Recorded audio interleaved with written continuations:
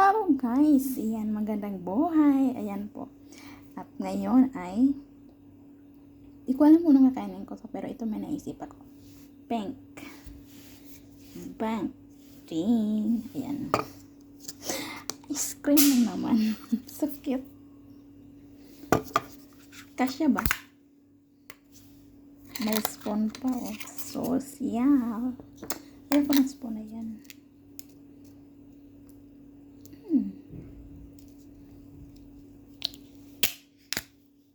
My first. And now, ice. Di makain. Paano kainin? Ay, kailangan ko pala i-defrost sa ice kasi siya.